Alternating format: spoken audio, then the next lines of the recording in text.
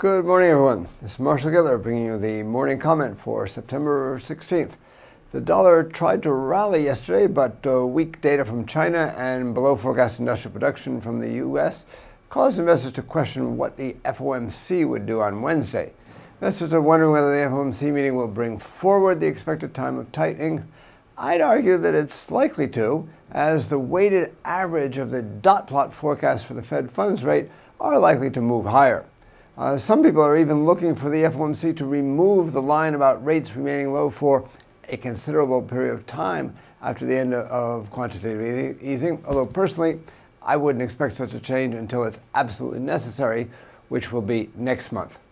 But any impact from such changes could be offset by dovish comments from Chair Yellen in the subsequent press conference.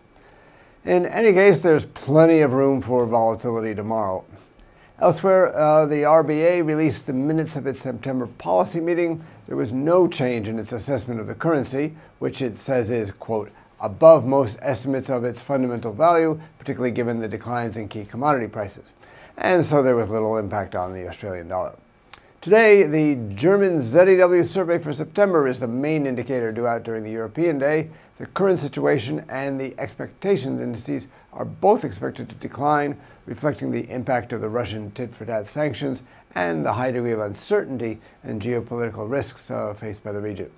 That could put downward pressure on eurodollar. In the UK, the forecast for the August CPI is for the inflation rate to slow to 1.5% year-on-year from 1.6%.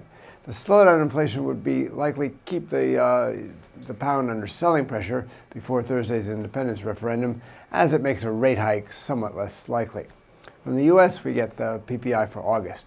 And from Canada, we get manufacturing sales from July. Now, for the speakers, the main thing to look for is Bank of Canada Governor Poloz, who's going to be speaking on the role of a floating exchange rate in the Canadian economy and the bank's policy framework.